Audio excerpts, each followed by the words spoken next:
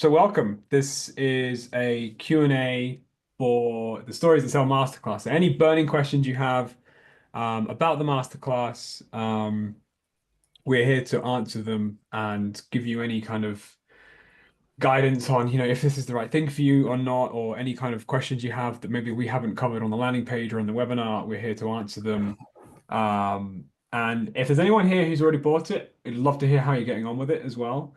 And yeah, we can go through exactly what you get again. So I think I'll just do that now quickly, just so anyone that missed the webinar and didn't see the end of the webinar, they can have a quick overview of what is Stories That Sell and what you're going to get with it, because this is something that we're only running until the 5th of April. So if you're still deciding on whether it's going to be right for you, you've still got some time. But after the 5th of April, we will be closing access to Stories That Sell. So let me just share my screen. Just to recap the bonuses, because I think this is something that, because obviously with the Stories That Sell Masterclass, you're going to be getting, with the glorious Steve who's here today to answer your questions, you're going to be getting an hour with Steve, but pre-recorded hour with Steve, which if you've already watched the first 3 minutes, it's amazing. It's like having Steve in front of you, and working with Steve is amazing. So I'm really excited that we finally are offering this kind of thing where you can have Steve. And what we really love about what we're doing here with this particular offering is that the DNA of Pip Decks is that we want you to be doing stuff. We don't want to be creating things that are passive that you can like watch once and then it's done. Like we want to make tools that you use again and again and again. So the masterclass is designed to work with Storyteller Tactics if you already have it, but it equally works standalone. So it does draw upon a bunch of different tactics from Storyteller Tactics and it guides you through them. But it isn't the exact same stuff that is in Storyteller Tactics. It's a brand new sequence that is an iteration on the Stories That Sell recipe in there. And the benefit here is that we've got this accompanying workbook with the course, which you can follow along whilst you're watching. So you can follow along with the workbook whilst watching, pause it, go away for a day, come back to it, and keep going. You can print the workbook out, and you can do this process over and over again. So this is you're not just getting a course here that you're like, oh, when am I going to watch this course, or um, maybe you do watch it and then you forget everything that was in it, you never put it into action. The whole point of this is it's easy for you to come back and use it again and again. So this is basically a kind of an evolution of what our Pip Deck's offering. It's making practical tools that are now going in depth, so digging deeper into a particular part of a deck. And we felt that storytelling, not just for selling in terms of like, right, how do I make money? But as you'll see from some of the bonuses, it's really about selling ideas and changing people's minds and moving people into action. So selling isn't always about making money. It can also be about, culture change in an organization. Getting buy-in literally means selling, right? It's just the other way around. So if you didn't attend the webinar, you should have already got a recording, Jacob. Is that right? The recording's been sent out. So you can watch that back. And I take you through this framework that I've worked with Steve on through the ages in terms of this very straightforward three-step kind of framework that we use across all of our marketing. And there's kind of like different levels of it, but by and large, if you look at anything we're doing the Jolt to Jackpot framework. Now, I give away that for free in the webinar. The workbook that comes with the Stories That Sell premium option has that framework written down, plus it's got some examples and it really kind of guides you through that. So it's a great resource to have if you want to implement that framework in your own marketing. The second bonus we have is a problem that we know a lot of people have, which is you're brand new to business, you're just getting started up, you just gone freelance and now you want to get some clients. But obviously there is always that period of time in business where you don't have the opportunity yet to tell a story about a success that you've had because you haven't had any customers. So it's almost this like catch 22. This bonus really helps you craft stories that you can craft when you don't have customers yet. And it comes with a little mini video from Steve as well. So there's another added bonus there. You get more Steve time. And then we've got the case study ebook. So this is really just showing you some real world examples of businesses that have put stories that sell into action and how it's transformed them. And that's just really good if you're anything like me. Um, when you're following like a food recipe or something, I like to be able to see what the dish looks like when it's finished. So this is basically that. And then bonus number four is one of the like, most valuable assets that a business can have are testimonials. No one's buying from a takeaway restaurant that has 0 ratings. No one's taking that risk. So the more testimonials you have, the better. But the problem with testimonials is people think a good testimonial of someone just being like, "Oh my God, Pip Decks is amazing. You should buy it." Like that's not a great testimonial. It doesn't address hesitations or objections. It doesn't tell a story about, "Oh, at first I thought it'd be too much money or it wouldn't be worth it, but then I took the plunge and I tried it and actually it gave me this unexpected value and benefit."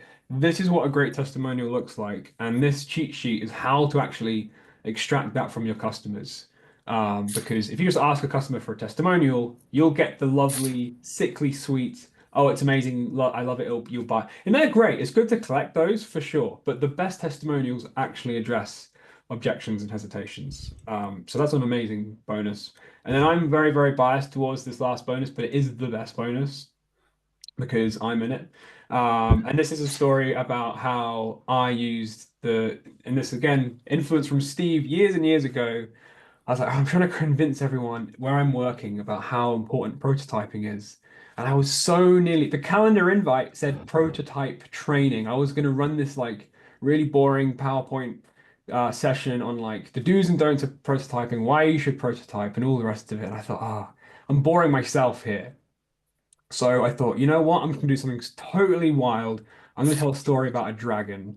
And I did. I told this story about a dragon and a blacksmith and how you got to watch the video. It's amazing, says the guy that wrote it. But the crux of it is I give that presentation exactly as I told it.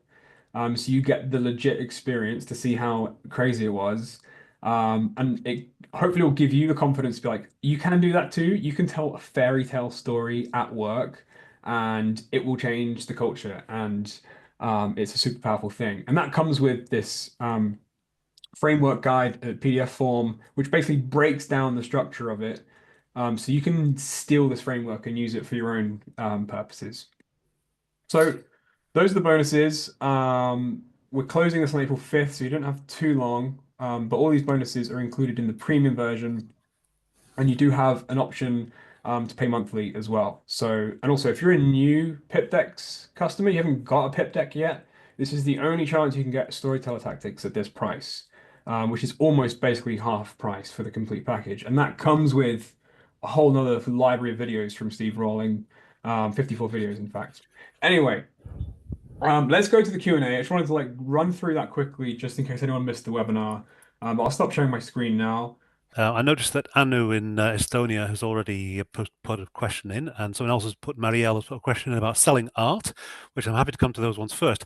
Just want to jump in with my own little kind of my own bit of added value to what Charles was saying about using the dragon. Look, anyone can tell a story about a dragon. Dragons are just inherently dramatic and exciting, and you can find dragons anywhere and everywhere you look if you know what you're looking for, because the dragon stands for chaos erupting into the orderly world. And that chaos could be a pandemic, could be a trade war, could be a leaked message on Slack or Signal that shakes things up. So the dragons are everywhere. How about telling a story about a cauliflower? Okay.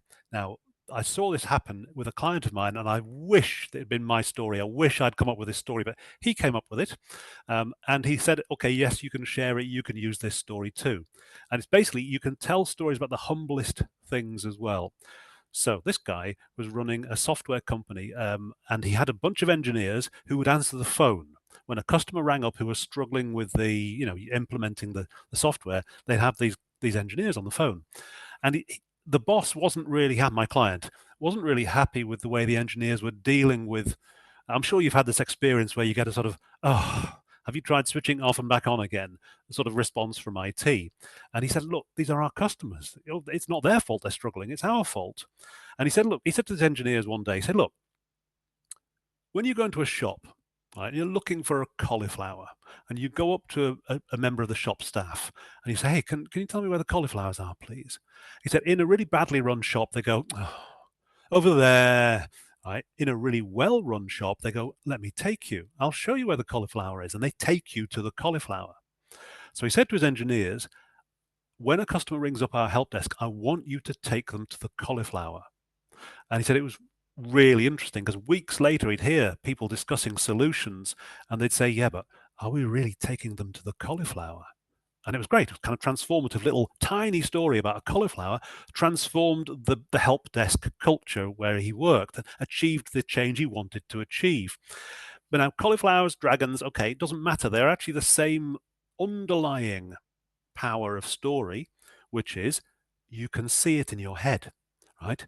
You've been to a shop, you've tried to find, if not a cauliflower, then something else. So you know what that looks like. It's running a little movie in your head. Secondly, there's emotion. Nobody wants to feel stupid, right? I don't know where the cauliflower are. I'm not stupid. It's your signposting that's bad. I don't know how to use your software. I'm not stupid. Don't make me feel stupid. So there's action, there's emotion, the key ingredients of story. Just like a Hollywood movie, action and emotion. And then there's the meaning. And the meaning is don't make our customers feel stupid. Take them to the cauliflower. So cauliflowers, dragons, they all work the same. Little stories are incredibly powerful. So if you'd like to ask a question about using stories to sell, what I'd like you to do is drop it in the chat or put your hand up, which I don't really mind which. But give me a little bit of context. Tell me what you're trying to sell, who you're trying to sell to, and what's your biggest worry? What's your biggest barrier, do you think, that's between you and your customers? Okay. So jumping straight into the first questions. So Marielle was first on the chat, actually. Marielle, are you able to come on the mic and say hello? If not, we'll just go from your text. Hello, Marielle. Hello. So you're selling art. Whereabouts are you? Where are you from, Marielle? From the Netherlands. From the Netherlands. Okay, I've got quite a few people in from the Netherlands. Yeah. Okay, so selling art, expensive bronze sculptures, yes? Yeah. Okay, now where are you at in your business journey, Marielle? Do you have a lot of customers or no customers at all? Almost no. Almost no customers. Okay, and are you making the sculptures or are you selling them on behalf of other artists? No, I make them. Okay, yeah. Very good. Okay, so the gold standard of sales stories is to say, you have to point to an existing customer and say, look, this person wanted to create a moment of wonder in the foyer of their business, or they wanted to create something really special at home. They wanted this thing that would make people go, oh, I made this for them, and they went, oh, okay. So you tell a story about an existing customer who you did something great for. You gave them a little gift of wonder. Oh, yeah. Okay. And so if I'm thinking, well, I'd like something in my entrance hall for my workplace, or I'd like something in my garden that would also make people go, oh, well, you see, I'm looking at the existing customer story and thinking, oh, that's a bit like me. Yeah. So, okay, that's interesting. So are you selling for people at home or selling for people in workplaces, or is it a bit of both? Well, I would love to be a bit of both. Okay, so the answer with the bit of both is to think, okay, well, I've got two types of customer potentially here. I've got people who are buying for themselves at home, who want something very, very personal, and okay, the moment of, oh, that's beautiful, but very personal, and you can do that because you're going to do bespoke, okay? And I've got potentially a corporate customer who wants to set a tone and a moment in their public space. Okay, so if you've got, and have you got a private customer already and a corporate customer already?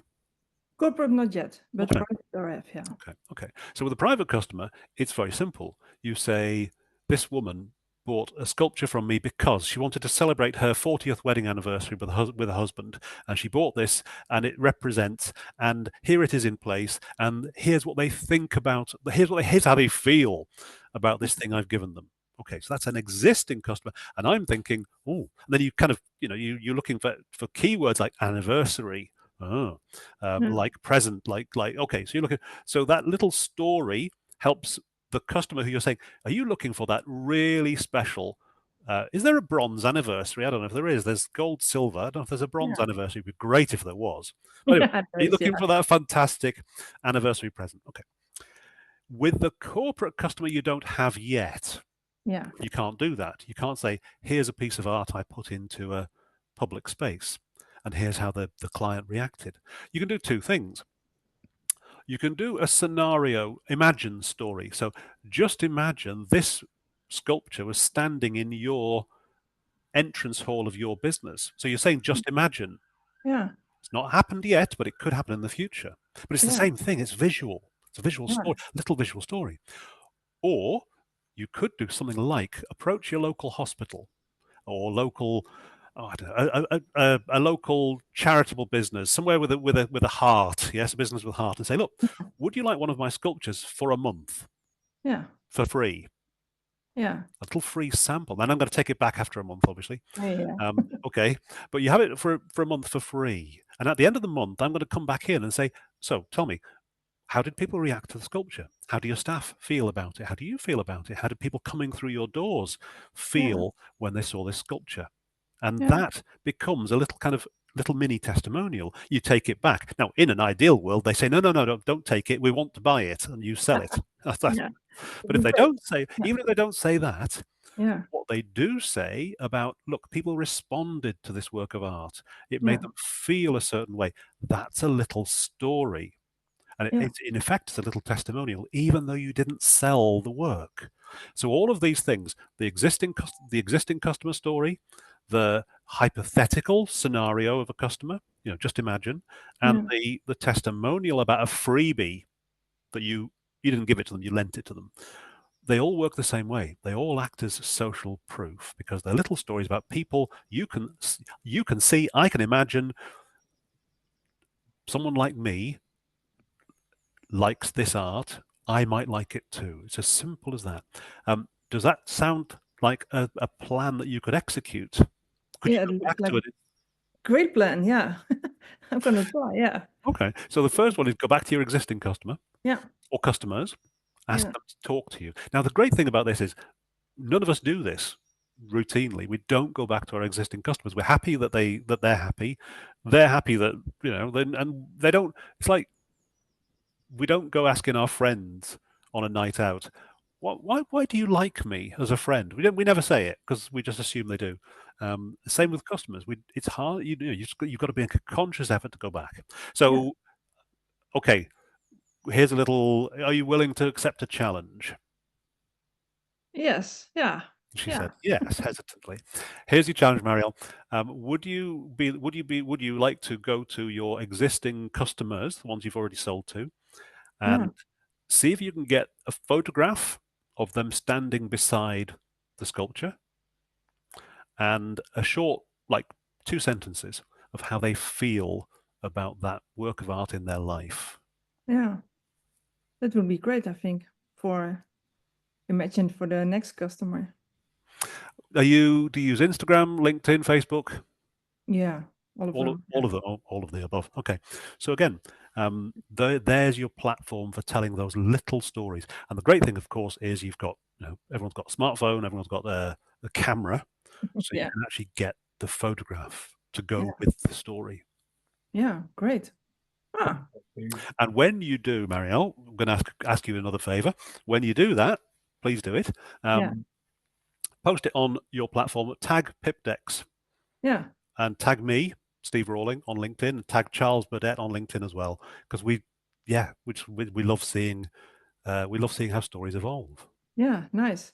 Okay, all right. Yeah. Now, Well, I yes, guess we get another email again. Maybe he can send us the text we have to use.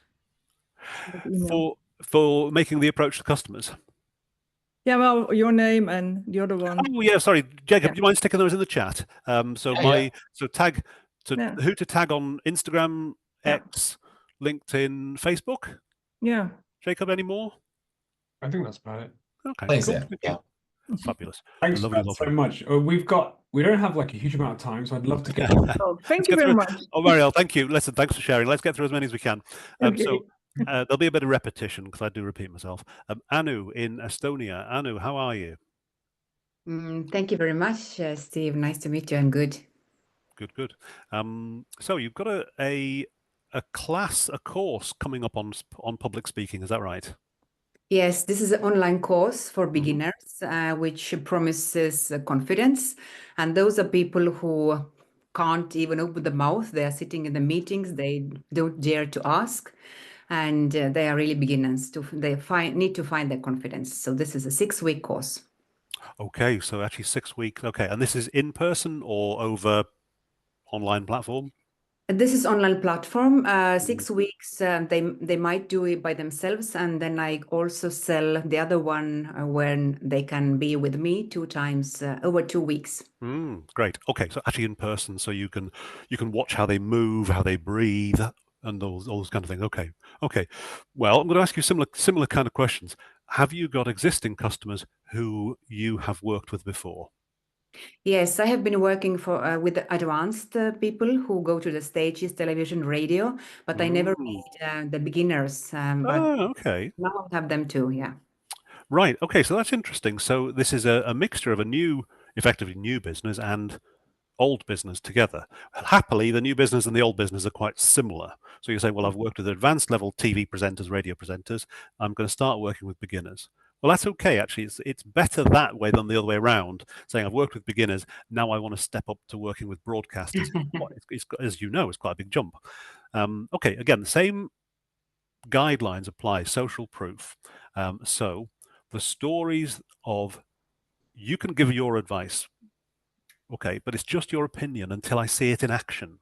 And in action means I see someone else doing it, following your advice and doing what you've suggested, and I hear from them what's it like. Now, because you're talking, so your challenge here might be in the broadcast world, in the media world, people might be a little shy about saying, yeah, I needed training. Okay, I don't know, but it'd be very interesting to see if they do. So will your customers, your previous customers, be happy to come and give you a testimonial? Sometimes they're not, and obviously you can't force them, and you can't tell their story without their permission. Okay, so the interesting chance, same as Marielle, it's about identifying previous customers where you've made an impact. You've lifted them from kind of mediocre to much better. Now, with broadcast professionals, you probably, I mean, did you ever have anyone who was an absolute like nervous wreck and you made them better? Yes, actually, I Oh. made this program helped by 26 people who were in test group. They were absolutely beginners, and after this course, many of people they found jobs. Many others they started their own video podcasting. They started to create webinars, so it was a huge step for them. Well, that's fantastic. So you're in effect you've run a prototype, yes? Mm-hmm. Okay. So to everyone listening, when you're trying to get into a market for the first time, prototypes are fantastic. Well, first of all, from your point of view as an entrepreneur, the prototype allows you to see whether what you're suggesting is actually any good. By testing it with real people, but also the people who are your prototype partners, they're your stories that you're going to tell. So 20 people, 25 people did the prototype? 26. 26, okay. Well, that's potentially 26 testimonials. What you're looking for, the maximum value from this is someone who's gone from absolutely rubbish to good. That's fantastic. What you also dig into here with the story is clearly with something like presentation, public speaking, the emotional transition. So from, oh, I'm so nervous to, I'm not nervous anymore, is an amazingly powerful journey. We refer to that in the Stories That Sell Masterclass as a rags to riches journey, where there's something inside. I want to be good. I have an important message to tell. I can't do it because I'm too nervous. By the end of the course, people can hear me. People can hear my voice. I have something important to say. And that journey is like one of the best stories in the world in terms of how people feel. Stories are an emotional bridge between you and somebody else.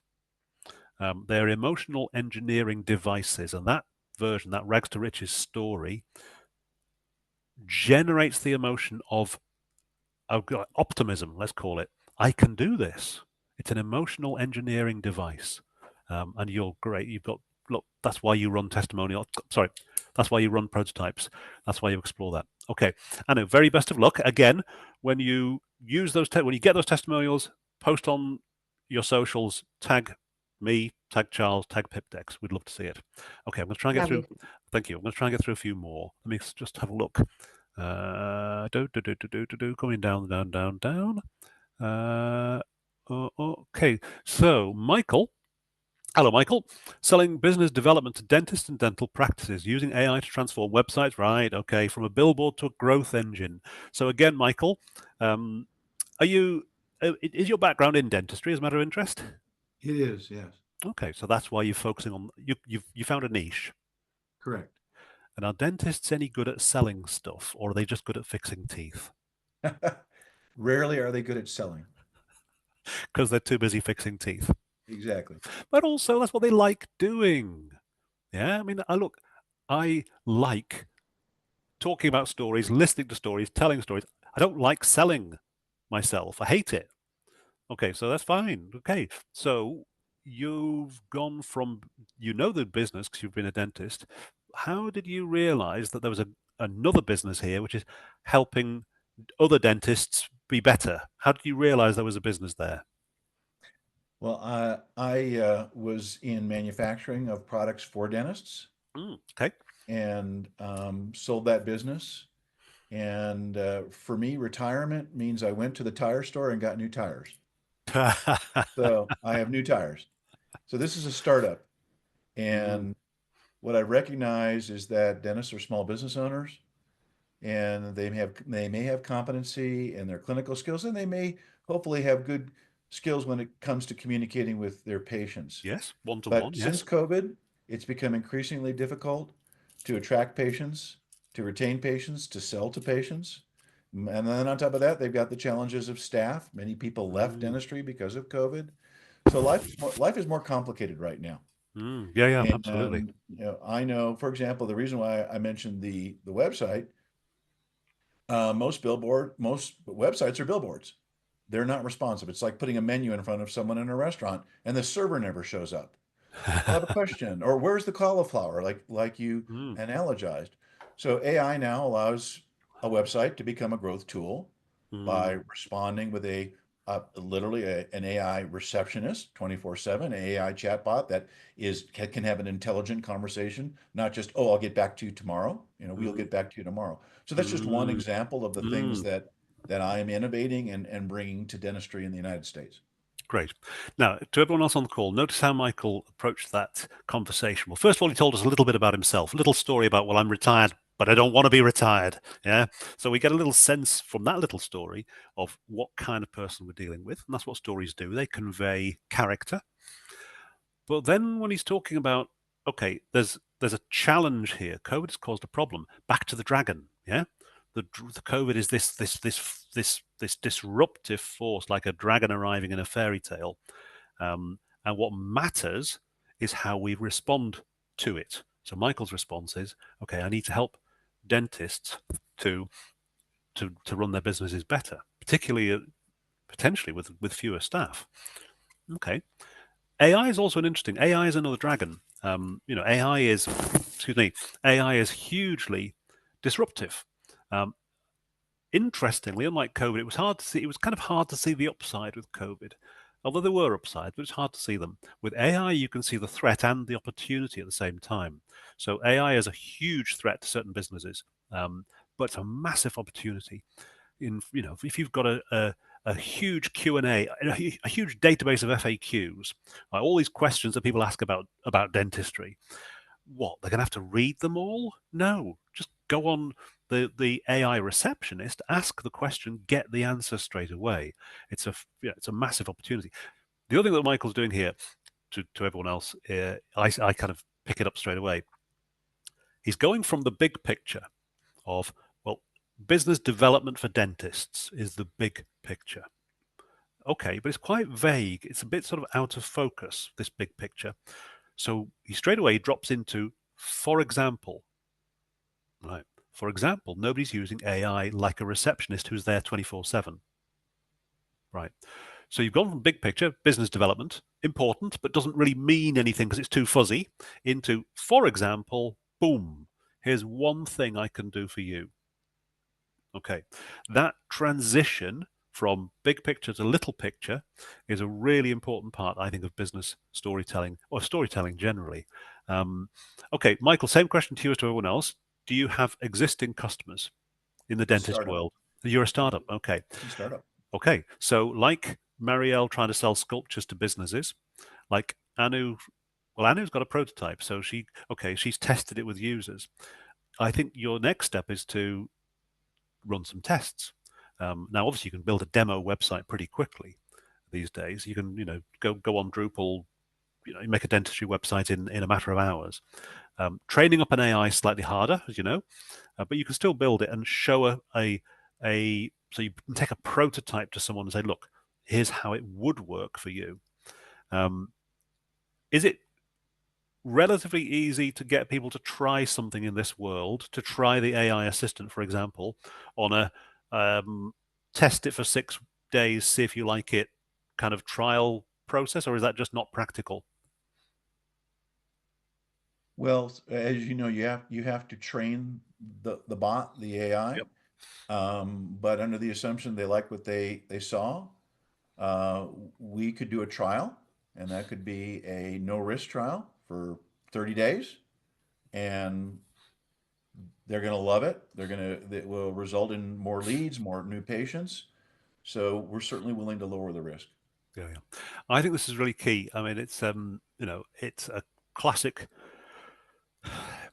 I used to talk to people. I don't know how many of you are kind of familiar with the background of storytelling and the big books on storytelling, and there's one by Joseph Campbell which is called The Hero's Journey, Hero with a Thousand Faces, and George Lucas used it to write Star Wars, and lots of business storytelling people use that template, and I've always been a bit suspicious of it.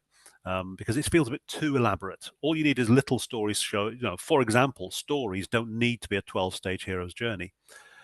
But there is something interesting in that model. And in the model, the Star Wars hero's journey model, at first the hero is reluctant to go on the adventure, doesn't want to do it, can't be bothered. And actually, I think there is a little bit of that with businesses. You've got this amazing idea. Guys, I can save you time. I can save you money. I can help you help your patients even better. I can grow your business. And they're going, don't really want to do it. Yeah. And there's all sorts of reasons why they don't. They might be tech phobic. They might be worried about getting scammed. They might be all these, there's loads of barriers, and these barriers actually go up and up and up and up, especially with new technology and old people like me.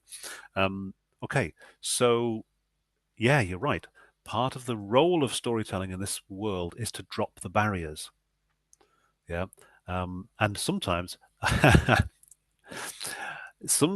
if you can work out the barrier by asking the potential customer questions or lurking in the forums where they talk to each other, if you can work out the barrier, if it's tech phobia, they're thinking, I haven't got time to do this. Well, you need to. It's that similarity thing again. If you've got, like I say, a dentist who's managing his own practice, he's maybe in his 50s, and yeah, this is a new world to him. You say, okay, look, over here, I did this prototype with a dentist. She's also in her 50s, same generation. She's also managing her own practice. And after the prototype, 30 days, she absolutely loves it. So that similarity, look, she's just like you, is very powerful. So again, I suspect, and I'm sure you know this already, you'll need to do testing, prototyping, free trials to get the barriers to come down. That's fantastic. But when you get the sale, 30-day free trial, eventual sale, don't stop. Don't go, right, new customer, got to get a new customer now. Stick with that customer, develop that relationship to the point where he or she will give you a testimonial and become part of your selling story. Okay.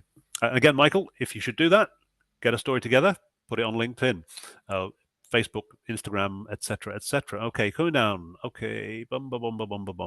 So, Bob, are you on the mic? Bob, can you come? Oh, I like, am, see you Steve. there. See you there. How are you? Yeah, good. Where are you Very from? interesting. Where am I from? I'm down in Cornwall. Oh, and, very nice. I've just been listening intently. The three things that I've picked up: the rags to riches, big to small, and the work out the barrier are going to help me. So thank you straight away for those. Okay. Very good, very good. And I think so you're selling a new product again. It's about barriers. It's about trust. To accountants, very good. Cutting through the noise and not being ignored. Okay. So again, it's a little bit like the. Did you watch Charles's webinar yesterday, Bob? I didn't. No, I didn't. No, I'm going to be watching that afterwards. I'm the wrong way around. Apologies. That's quite all right. Charles, assuming everyone's got the link, yes? Yeah, there's a link. There's a link in the chat as well. And you should be emailed it, but you can grab the link just there in the chat. Yeah. There was quite a long section yesterday, about 20 minutes, where Charles was talking about this kind of the idea of the hook. And the hook is, how do you get attention when you've got a good product? Yes, you've got a good story to tell. Actually, you've got a good story. No, so your story is, okay, here's an accountant like you who uses my software. It works for her. It could work for you too. That's the story you've got. But you've got the story, and yet you stick it out on LinkedIn, and tumbleweed. Yeah, nobody responds. Nobody picks it up. Nobody reposts. Nobody comments. And you're sitting there going, "Oh, this is hopeless." Okay.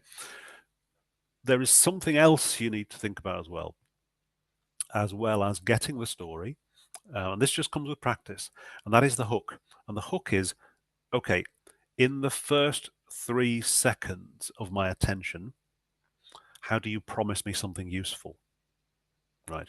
I say 3 seconds, that sounds ruthless, and it is, because when we're scrolling down, we're scrolling down our feed or scrolling on, whatever, or passing a billboard, yes, or whatever it is, we pay attention for about 3 seconds before we move on.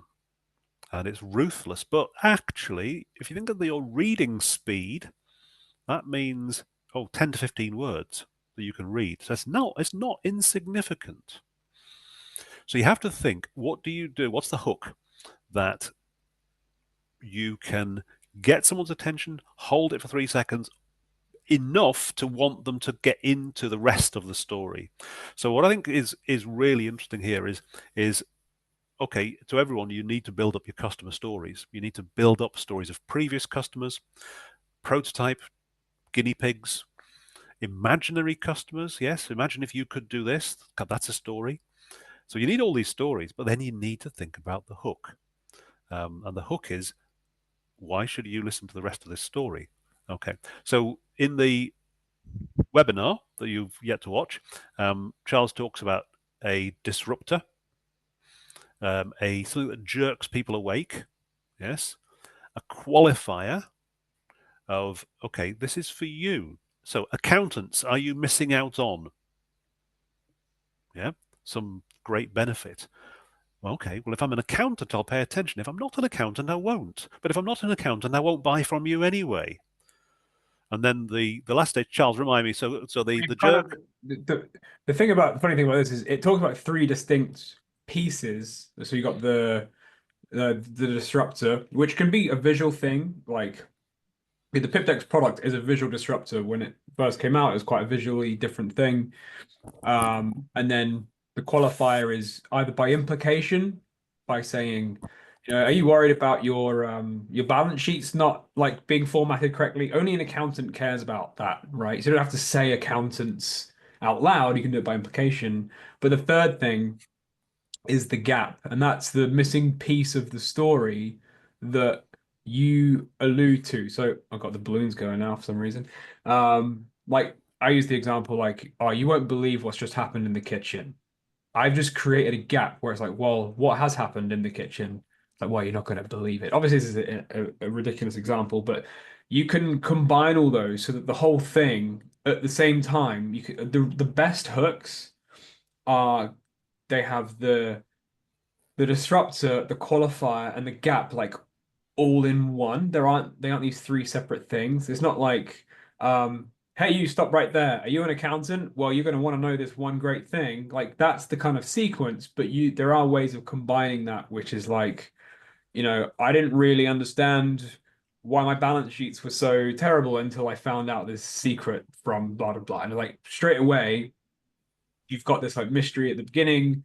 You're qualifying by talking about a thing only accountants know about, and then you're alluding to some mysterious thing afterwards. So I could talk about this for ages, and I did in the webinar, but yeah, there is a real art form to getting people's attention, and you owe it to yourself to work on that.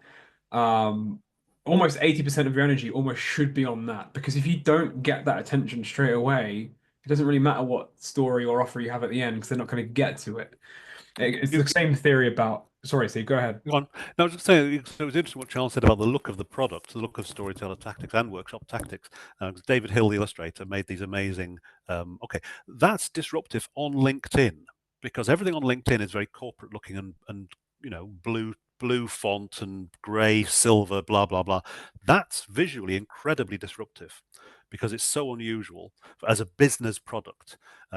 And what we've had response from customers, very interestingly saying, particularly designers, who say, as soon as I saw it, I knew I had to have it.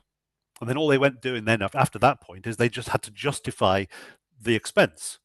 Right? They'd go to their bosses and say, this is my training budget for the year, or whatever they did. But that was really interesting. That was visually disruptive. One little point here, which I think is quite interesting. Years ago, when I first started doing this kind of work, so my background is I'm a journalist by trade, and my job as a journalist was to translate difficult stories into terms that anybody could understand. Reading age of 12, and an audience who were busy doing other stuff. And so I was constantly getting rid of jargon, taking the jargon and go, what does that mean? Okay, use these words instead, and sort of stripping jargon out for a general wide audience, a broadcast news audience. And of course, in my early days as a kind of business story coach, I say, be right, cut that jargon, it's meaningless. Oh, I don't know what that means, take it out. But I realized that's actually not right. Sometimes the right use, as long as you know what the jargon means and I know what the jargon means, it's like a little badge of belonging. Yep. So it's like to a UK audience, you could talk about P45. In an American audience, you would talk about, I can't remember what it's called now, something 390 for whatever. But your tax statement at the end of the year. You don't use you use the right one to the right audience. They go, yeah, this guy belongs in this conversation. Okay, so long as you know what the jargon means and your audience knows what the jargon means, it can be very, very powerful. It's like a little badge of belonging. Okay, so I don't know what, from an accountant's point of view, I don't know what each budget brings some fresh hell, where they have to suddenly start adapting to something else. Bang, that's the pain point. You hit it straight away. Okay, listen, I'm going to try and get through. We've got 15 minutes. Thank you. Thanks. Okay, but again, Bob, post on LinkedIn, tag us in. We'd love to see. Right, let me see. Let's see if I can get through some quickly. Hopefully, everyone on the call, you're starting to see there's a pattern here. Tell us stories about existing customers to attract new customers. If you haven't got existing customers, tell stories about prototypes. Yeah, you get the idea. Okay, so, and if you're selling something new, bring the risk down by using those stories as social proof. Okay, so Is Daria was Daria, yeah. So Daria, are you able to call the mic, Daria? You're on mute. Yes, it's me finally. Hello. Hello. So where are you? What are you selling, and who to? I'm located in Paris, France, and I'm selling organic tea. I'm certified tea and water sommelier, and my first profession is graphic design. So you're a sommelier, did you say? Mm-hmm. Does that mean a wine sommelier or a tea sommelier? Tea and water. Seriously? Yeah, Well, it's existing. sommelier. Yeah. Wow. Now listen, you're in a fantastically lucky position here. Unlike well, unlike if you're selling software, it's abstracted, it's a digital thing. You're selling tea, so it Organic hits tea. organic tea. So it hits the senses in a way that software doesn't. It hits the smell, taste, touch, senses, which is fantastic. Okay, so because with the more senses you can hit in the brain and the body, that's why you use emotion in story, because emotion hits us in the body in a way that logic hits us about here, right? The other senses hit us all around here, and emotion just goes boom, gets everything in one go. So you've got an advantage here. You're selling something tangible, tasteable, smellable. Okay. Anyone else on the call wants to know what a water sommelier is? This is interesting. I didn't know this existed. Yes, Okay, it exists. Very good. You must have an incredibly sensitive taste. Because water is super important for tea. If you don't drink, you can have most expensive tea, but the water is wrong, you will never obtain that flavor. Too right. I live at north of Manchester. We have very, very good water because it comes straight down from the Lake District. My stepson's living in London. Oh, it's like the tea tastes terrible. Everything tastes terrible. So okay, very interesting. So it's almost like the terroir of a wine or a they both come together, and of course it comes to the taste, because I think the problem number one for the customers, they never drink real tea in their life, or they doesn't know how to infuse tea and they think it's a bad tea, but it's just because they don't know how to cook it. It's like in cooking. Yeah, very. Oh, this is fascinating. So, Charles, are you listening? Are you hearing story hooks left, right, and centre? There's a lot of material to work with here. So let's talk like hooks. So you don't know how to make a cup of tea, and straight away that's jolting. I do. I've been making tea all my life. No, you don't. Right? Okay, you're doing tea. You're doing it all wrong. What? So what? Charles, this is hook central, isn't it? Yes. Yeah, especially if it. Well, the thing is, I suppose you'll be very familiar with the fact that there will be different cultures who are very attuned to tea, like the Brits, and then cultures who just don't, tea as in like what Lipton's iced tea, Yeah, like the Americans. Yes. Okay. So Daria, again, so that's fantastic. So your advantages here, you've got something that you can appeal to the senses. You are disrupting straight away by being a tea sommelier. That's a wine thing. Oh, you're doing it for tea. By being a water sommelier, that's what? So there's a lot of disruption going on. You're telling us we're making tea all wrong. That's interesting, particularly for the Brits. I mean, the Americans know they make tea all wrong, right? But do French people make decent tea? Yeah, they love tea, but they didn't show it like this. Oh. It's not in cafe, but it's in the culture. Yeah, people drink tea, and often they drink herbal infusions, which are not tea technically. Yeah. Okay. I was told after living in Spain for about 6 weeks, and as a teenager, and I was desperate for a cup of tea, and I said, "Why doesn't no one sell tea?" And my friend said, "No, they do. It's beneath the bar. You only ask for tea if you're feeling hungover or poorly. It's like medicine." I was like, great, can I have some tea? And they went, yeah, of course you can have some tea. Anyway, okay, so you're on a real winning streak there. Do you have any customers already? Yeah, I have many customers. I have, I'm mostly in the very prestigious grocery stores. I sold a very prestigious business school in France, a tea for a gift for Christmas, people buying a lot for Christmas as a gift. Mostly like this in very chic places, grocery stores, organic stores, but not in France yet. We have specific market for, it's very particular, but abroad it works very well. And so what were you thinking in terms of the barrier is people don't see the value in your brand, even though they like your tea? I think I talk too much. They doesn't see me as a professional. If I give them tea, they're just consumers, the consumer of information. And I see a lot of resellers that try to copy. Okay. So when you say they, do you mean, so you've got two types of customer really, and this might apply to other people. You have a B2B customer. That's your distributor, your retailer, and a B2C. Do you have B2C customers as well? Do you sell direct?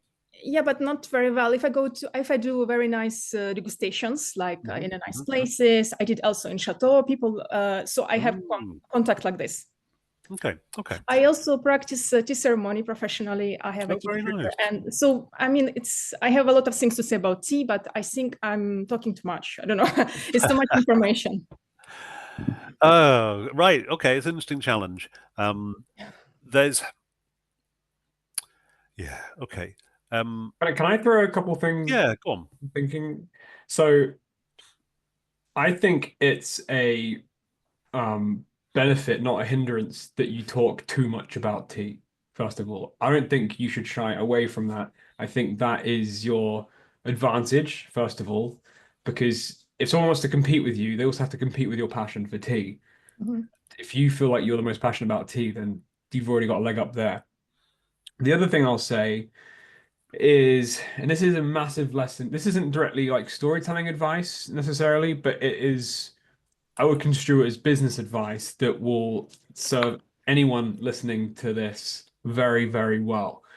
And it comes from Seth Godin, who is a fantastic marketing guru. I would definitely call him a guru. He has a lot of wisdom to share about marketing. And the biggest thing that stuck with me that I learned from him was that isn't any, there isn't a lot of money to be made in trying to change someone's worldview. And what he means by that is if you're a tea company, you should only be trying to talk to people and find customers who already love tea. If you're trying to convince people of prestigious tea, that's just like rolling a boulder up a hill, right? You want to be finding your people who also love tea and showing them what you've got, and then they're going to be wanting to listen to you about talking about tea, So that for me is what made Pip Decks click. I think very early on with workshop tactics, I was trying to convince people that meetings could be fun, that I wanted to help make meetings people love. But if you're in the world of like your worldview is like meetings are awful, I was rolling a boulder uphill trying to say, no, meetings can be good. There is no money to be made trying to convince people of a different worldview. But when I changed workshop tactics to be more geared around the outcome that the workshops gave you, and it is a very design orientated deck, so it's about helping you build products and solve problems. That's when it started to work. And similarly with storyteller tactics, like everyone here that bought Storyteller Tactics probably didn't need to be convinced about storytelling being a useful thing.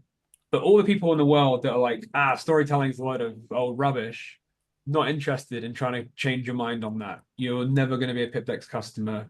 Maybe one day you will change your mind and then you will discover us. But until then, we're not going to spend the energy trying to convince you. So I don't know if that helps kind of give you a bit more of a confidence to be like, all right, I'm just going to ignore the people that aren't into tea. I'm going to ignore the people who don't care what the difference is between a herbal infusion and a tea.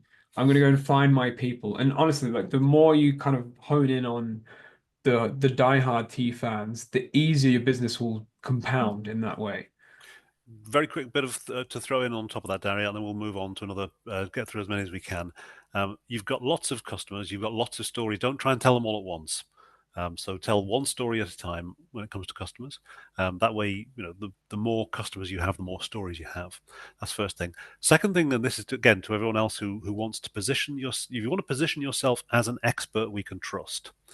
Well, there are certain stories that experts can tell, only experts can tell. So, for example, a story of a hard lesson you learned, where you learn something by getting it wrong. Okay, well, that's a really powerful expert story. A story of I won't do that. I believe in this so much that even if you pay me, I won't do that. So I won't put milk in Darjeeling ever. Oh, no, not that. I won't put milk in Red Bush ever. Okay. I don't know what your version is, but there's certain things like meatloaf. I'll do anything for love, but I won't do that. Well, I'll do anything for tea, but I won't do that. All this. It doesn't matter how much you pay me. I will never do this. Okay.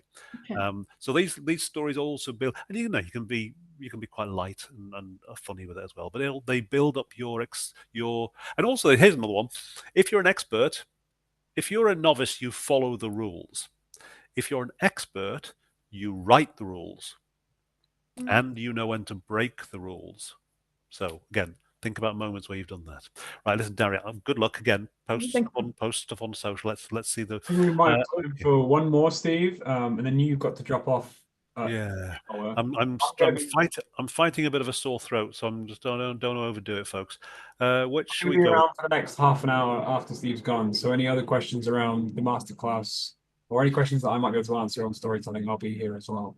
Jacob, have you seen, or Charles, have you seen a question that you think would be really that's different from the other ones that we've dealt with so far?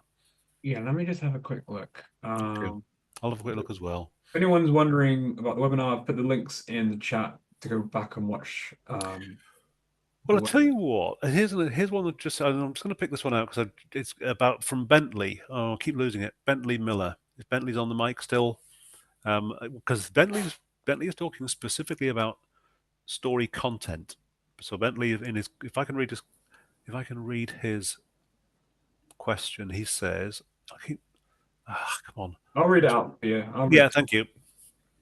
So Bentley says, I don't know if Bentley's still here. I am. Bentley, you are. Hello. Right. Okay. Hello. Can you ask a question? Yeah. Oh, go ahead. Yeah, please. Oh, so basically, I'll try and be succinct.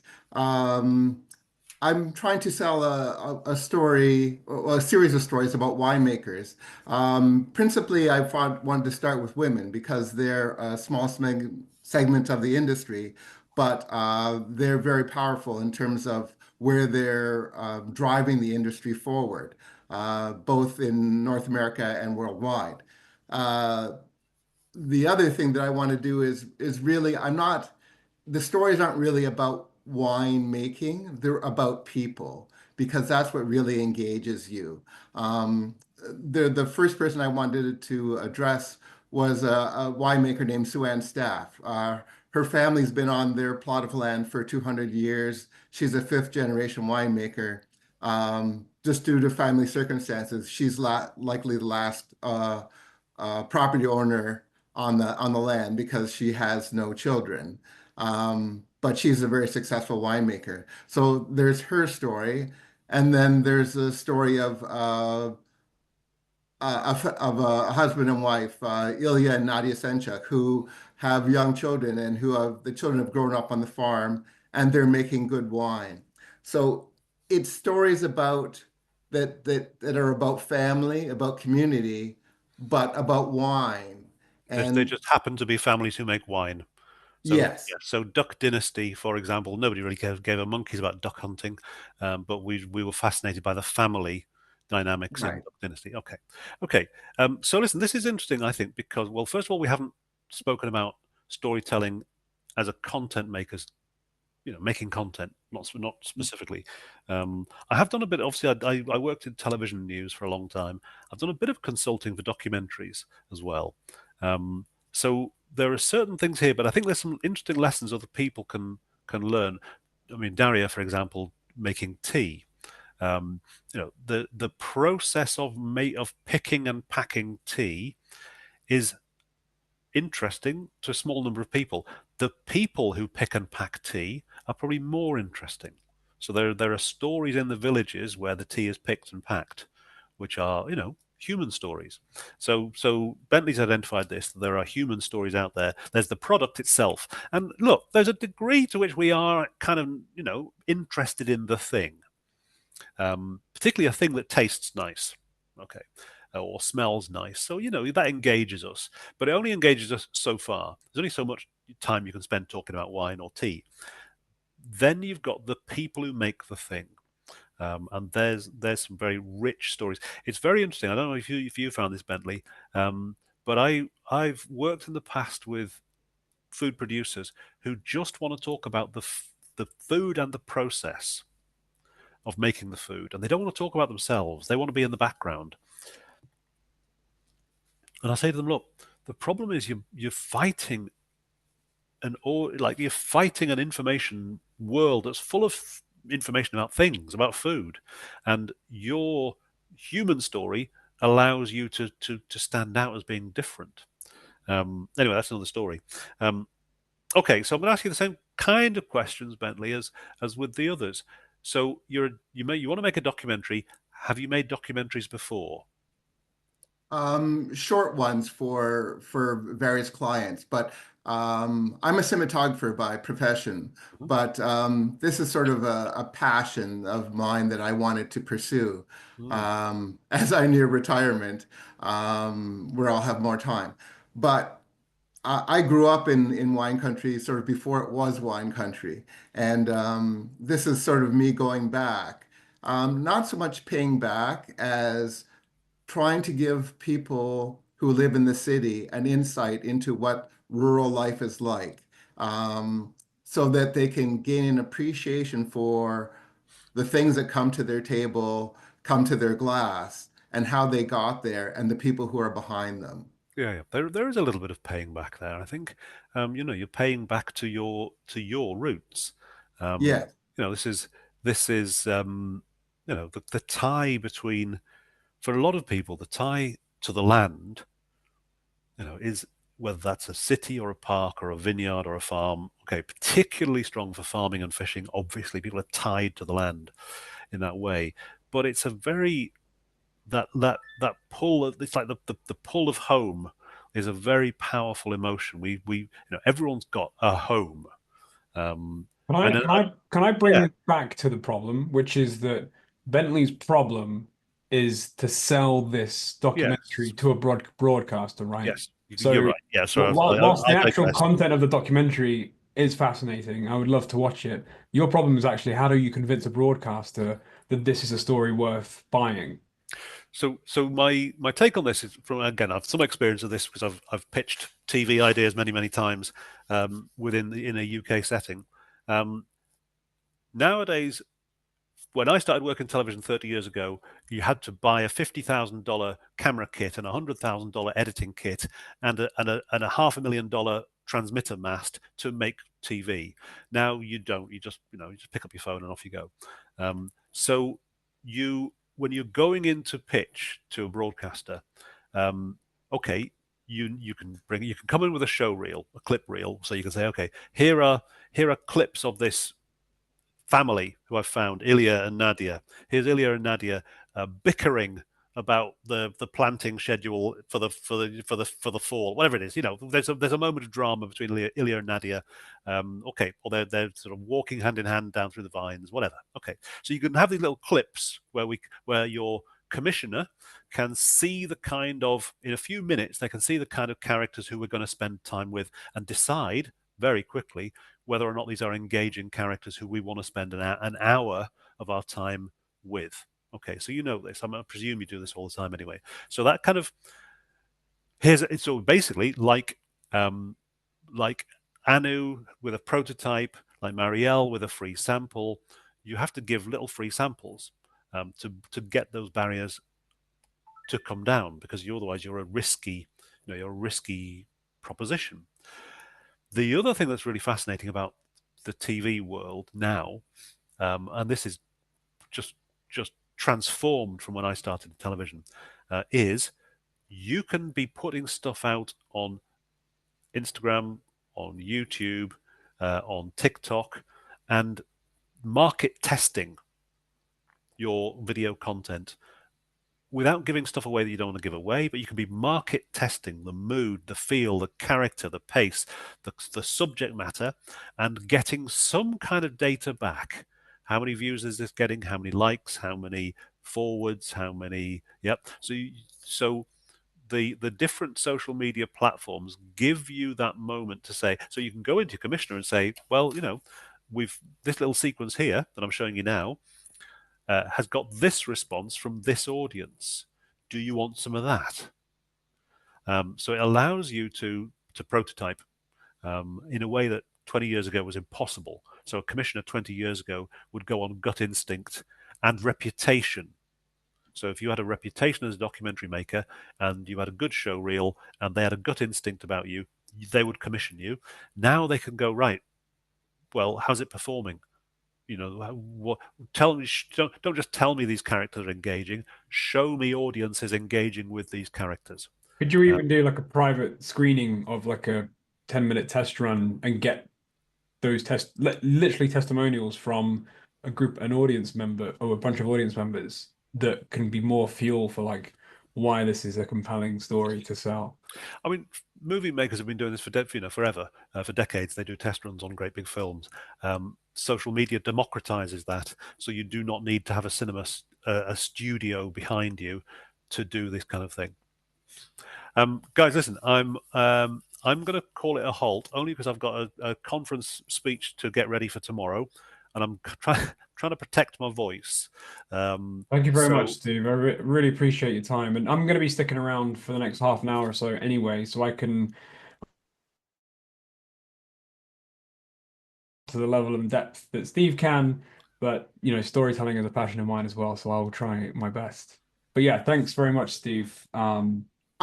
I'd just like to say thank you very much for the advice and the comments. Appreciate it. All right, Benny. And as we said to everyone else, if you do put stuff out, test it on social. Please tag us in. Absolutely. Thank you. Fabulous. Thanks, guys. Lovely to see you all. Cheerio, Steve. Thank you. All right, let's see. By the way, I will not be offended if you want to leave now. It's just me. I will not be offended at all to see the room drop. But yeah, feel free to stick around. I'm gonna go through some questions. Before I do, some of you may have joined late. I'm just gonna go through the Stories That Sell Masterclass bonuses again.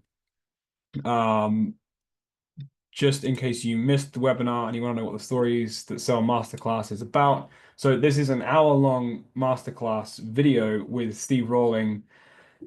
And you've just seen kind of how powerful his kind of words of wisdom and advice are, and to be able to have this like guided kind of process through getting your story straight and building your story so that it is geared to sell. So I think there's lots of storytelling courses out there, and this isn't necessarily a course, it's a real like kind of finely tuned tool. Because it's basically a framework that Steve's walking you through, and he shows you how to put this together. And it comes with a workbook, so you can work through the framework. And it does draw upon a lot of different cards from Storyteller Tactics. So if you already have Storyteller Tactics, you'll be able to get the same cards out. The cards are already in the workbook, so you don't need to have Storyteller Tactics for this to work. But it is built on the system that we've created in that Pip deck. So let me just share my screen quickly. So if you did attend the webinar, you'll know about the Jolt to Jackpot framework. But if you don't, go and watch the webinar, because I give away that whole process for free in the webinar. And one of the bonuses you get with the premium version of the Stories That Sell Masterclass is the workbook that accompanies that framework that I give away in the webinar. So this is the framework that it's a very simple 3-step framework that we use to tell stories that sell with Pip Decks. So whenever we're doing an email or an ad or a landing page, the foundation of all that tends to use the Jolt Journey Jackpot kind of process. And we touched a little bit on the Jolt earlier on in this Q&A. The next one is, if you're a brand new business, you don't have customers yet, then this is how to put together a story if you don't have any customers yet. And Steve already touched upon that with some of the questions and answers we had. But there's another, I think it's like a 5-10 minute video that comes with that, with Steve kind of walking you through the 3 kind of different ways of doing that.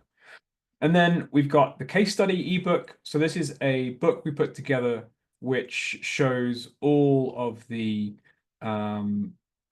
different kind of stories that we've gathered from people who are putting stories that sell into action. So I used this analogy before, but like whenever I'm making a dish with a recipe, I like to be able to see what the thing's going to look like at the end. And this is kind of a good example of that, where you can kind of see how people have put their own stories that sell together and what they actually look like. So by the end of the masterclass, when you've put yours together, you can be like, hey, does this look and sound like as compelling as the ones I read in this testimonial? Well, it's a case study ebook, sorry. And that leads me on to bonus 4. So you'll notice Steve and we talked a lot today about the power of social proof, and people only buy when the trust levels are kind of tip over into like, oh, okay, I trust you. I'm going to buy this. Maybe I'm taking a bit of a leap of faith, but I trust that you're true to your word, that this is going to be a good product or a good service that's going Give me more value than I'm paying for it. That's basically what is happening when you decide to buy something. And we tell stories to build that trust and to demonstrate expertise. If that's why we're doing a Q&A, we want to demonstrate to you that Steve knows what he's talking about. He's been there and done that. And now you have the opportunity to learn from him in a new format that we've not done at Pip Decks before. So the testimonial builder cheat sheet, this helps you extract stories from your customers. Because when you ask your customers, hey, can you give me a testimonial I can use on my website? Or can I use what you've just said as a testimonial? That's great, but it could be so much better, because when we ask for reviews or testimonials, they tend to be the sickly sweet, like, oh my God, it's so good, you should get it. I love it. A plus, 5 stars, great. Like, they do work, they do help. But the best testimonials that actually turn someone who's on the fence to like, okay, I'm just going to buy this now, are the types of testimonials that actually address hesitations and objections that someone reading it might have. So a great testimonial starts out with something like, at first I thought X, but then as soon as I, bought it and tried it out, it turned into Y. You're showing that transformation of how you went from uncertain to certain, or from non-believer to believer through purchasing the products. And really, again, the social proof of other people like you have bought this thing. They felt the same things as you. And these are the things that they overcame as a result of buying it. So this is a cheat sheet that gives you a bunch of question templates and I implore you to actually get on a call with the customers. Like, this is something that we do fairly often. We actually speak to our customers and ask them questions and build a story around their experience with the products. And these are the things that sell. These are stories that sell, so this is just another kind of version of that. And I ran through this before, and I've said this before, but this is my favorite bonus because I'm in it.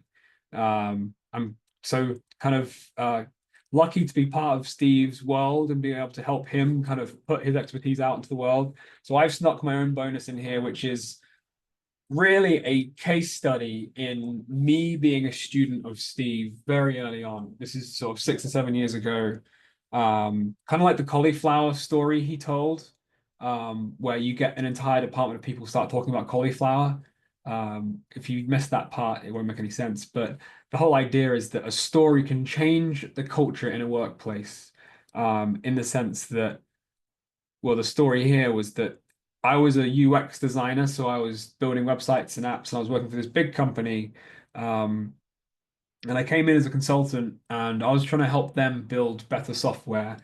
And one of the biggest mistakes they were making is that the designers would design it, give it to the developers, and the developers would make it, and then they'd launch it out to like hundreds of thousands of customers. And then there'd be something wrong, it would break, it wouldn't make any sense to some customers, and then they'd have to keep changing it, and it costs so much money to release code at that kind of level and scale. And I was like, guys, we need to be prototyping. We need to like test our designs before actually committing to developing them. So, making something very quick and dirty and putting it in front of people and being like, oh, that does make sense, let's change that. Very cheap to do that early on in the process, very expensive to do that further down the process.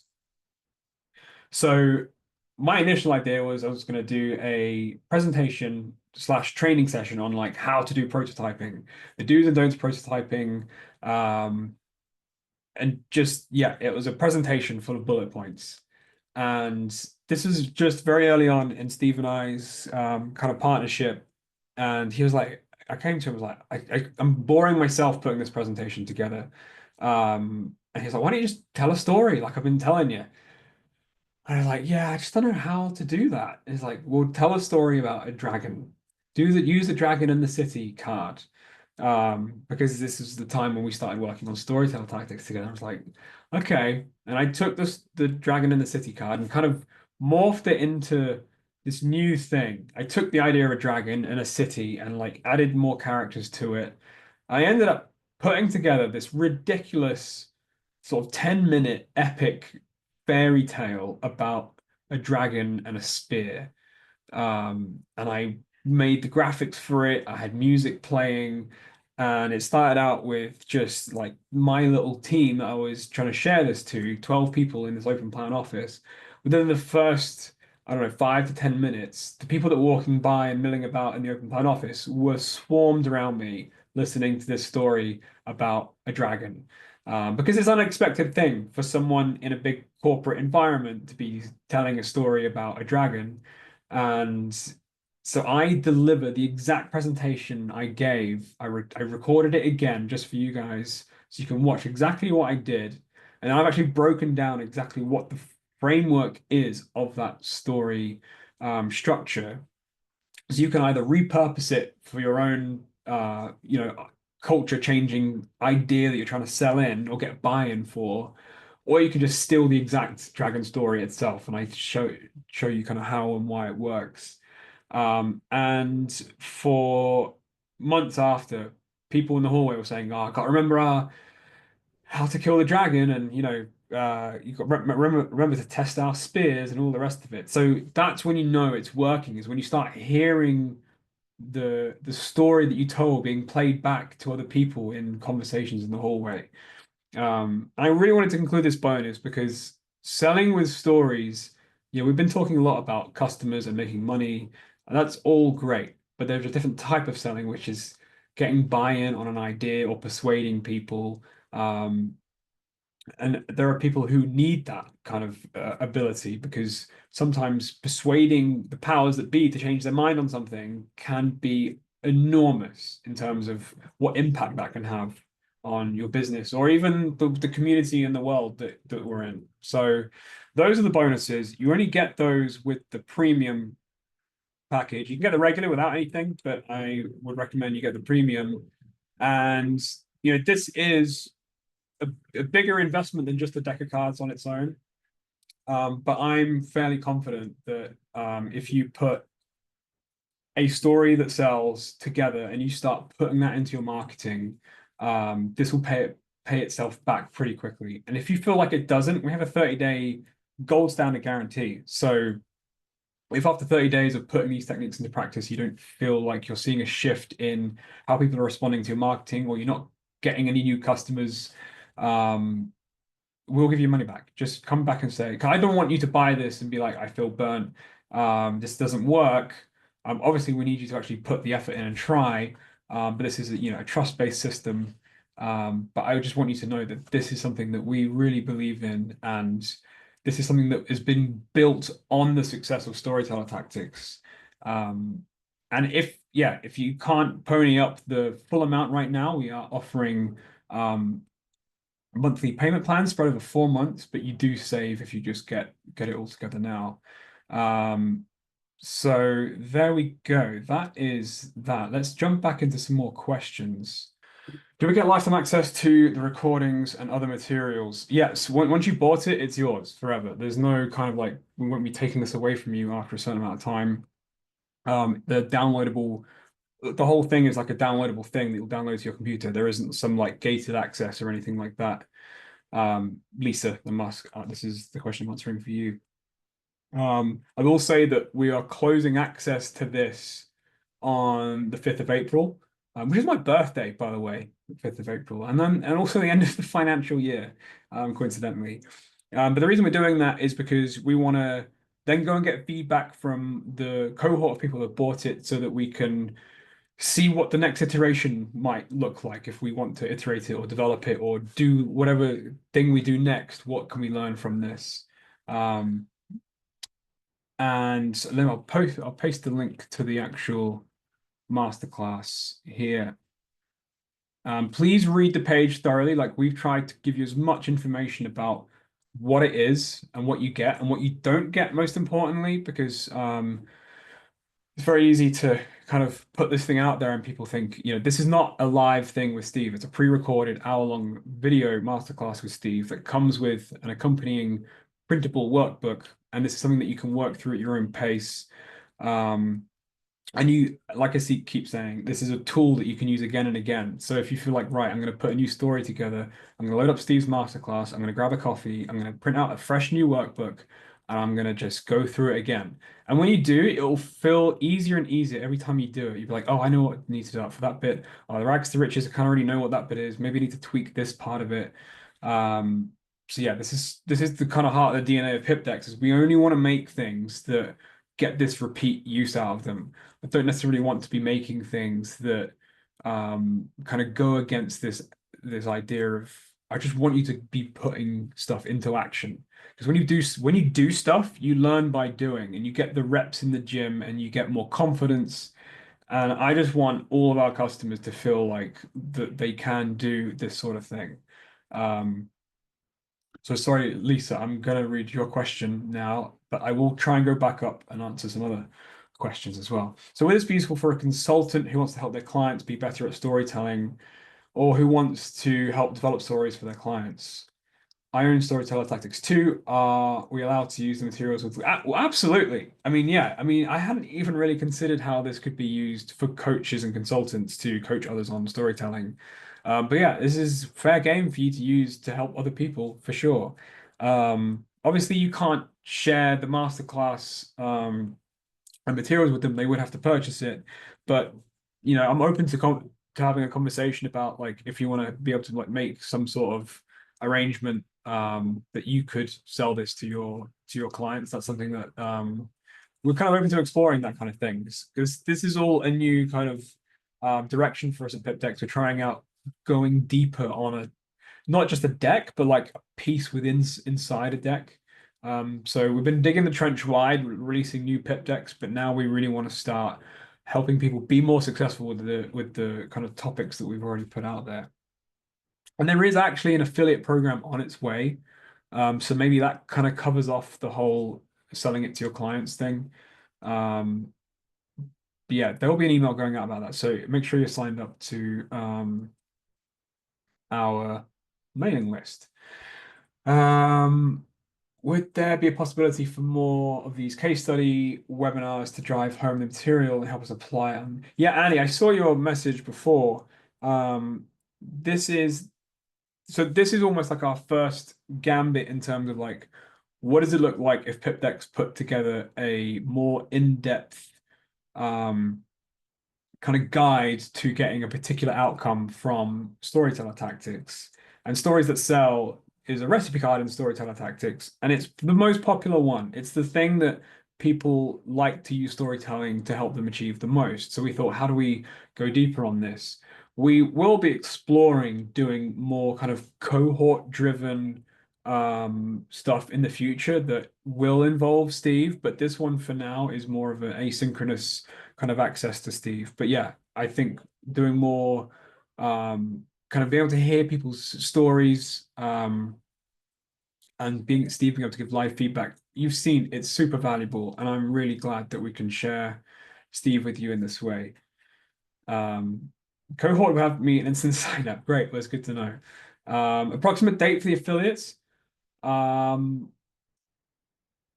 like as soon as the Stories That Sell thing calms down, because this has been, you know, running around headless chicken for the last few days, launching this thing and doing these sessions in the webinar. And yeah, so it will be coming imminently. Maybe within the next couple of weeks, we'll be launching the affiliate program. To respect the people that asked questions way earlier, I'm going to scroll right back up past my early birthday messages. Thank you very much. Let me see. So, thanks, Ricky, for that feedback on the Rolls-Royce moment card. I'd love to hear that. Let me scroll. Okay, I'm going to scroll back down. I did see a question that didn't. There's a couple of questions that haven't been answered yet. So we've answered Bob. I think Bob's back. Thanks for the question, Bob. About software to accountants.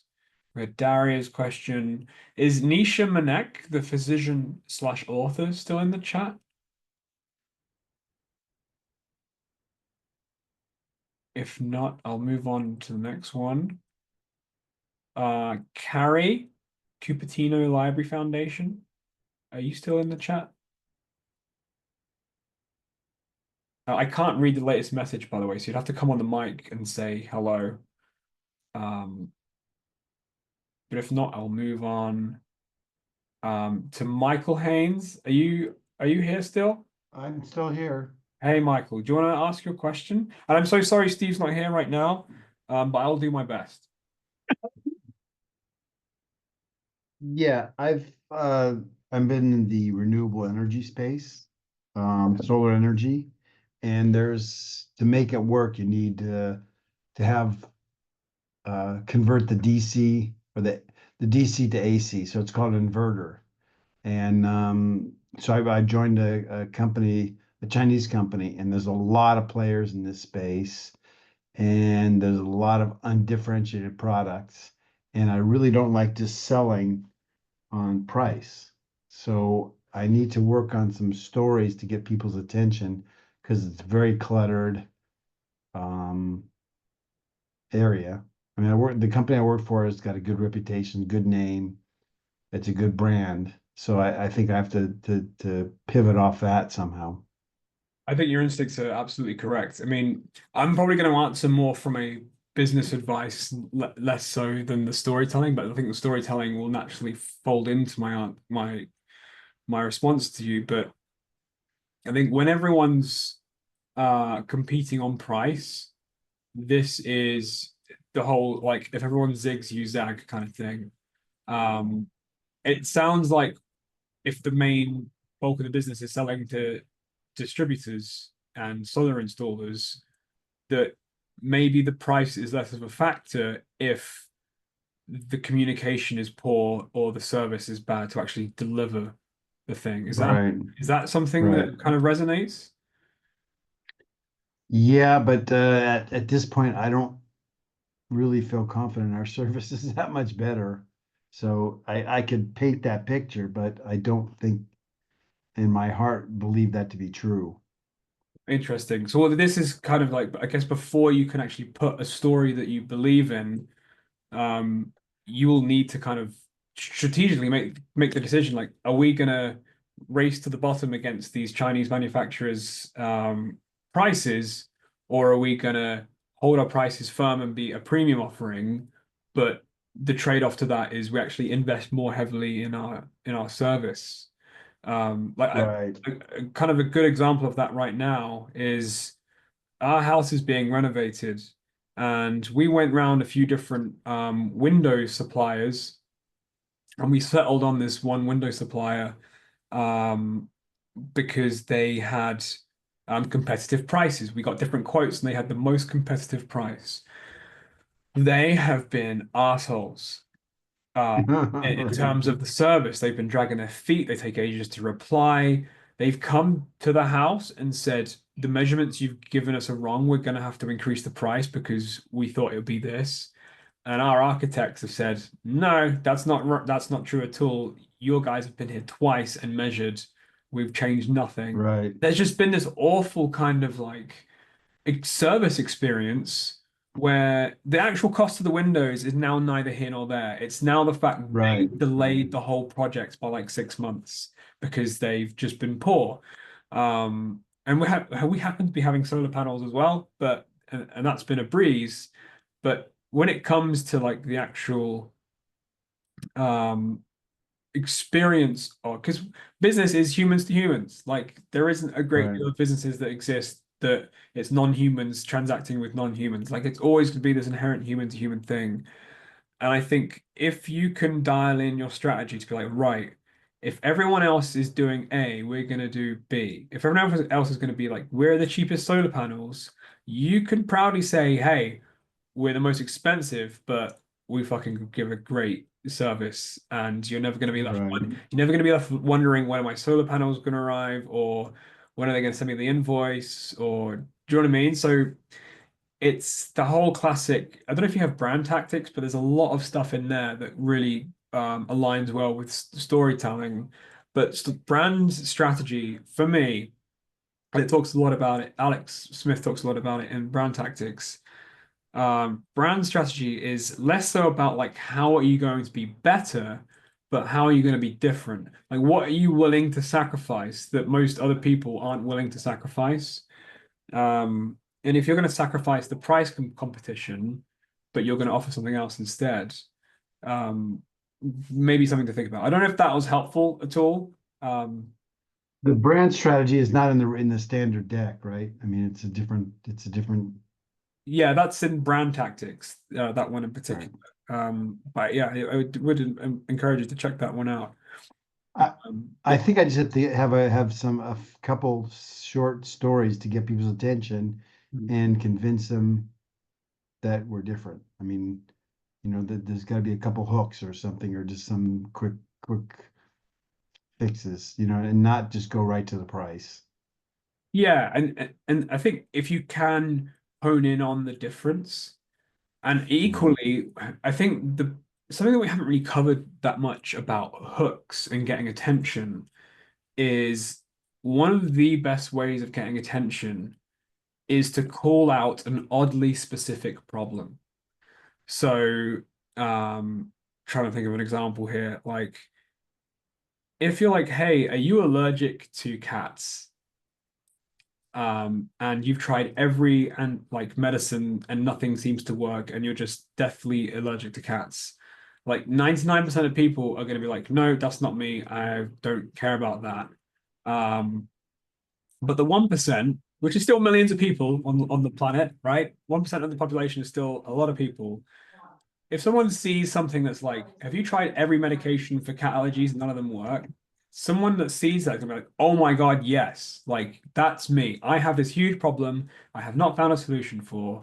And I guess my question to you is like, what is your version with your clients? What is the biggest some problem that they have that if you say, I'm just gonna make it up here, but like if you say like, are you sick and tired of you know, your solar panels arriving 6 weeks late and you keep calling them up and they say, yeah, they're on their way, but they never arrive, and then you have to chase. Are you sick of that? Well, we have this thing where we guarantee that they'll be on your doorstep or in your warehouse within 7 days of ordering or something like that. So you're calling out a very specific problem, and that hooks by the virtue of it being very specific to your customer. Yeah. I think one of the things notes I made, and I don't want to take up all your time, but I've been in the solar business a long time, and I took over a year off, and I was like, you know, I'm a little bit older, and I thought, okay, maybe this is retirement. I started my own business and kind of grew away from it. But these guys kind of sought me out, and I think there's a story in that. It's like, hey, I was kind of out of the solar business, and this company is now it's a very high quality company, very focused on manufacturing, and they convinced me that they have the best products, and that's why I joined them. You know, so it's a little bit of a story that's kind of praising them and getting me like they dragged me back in.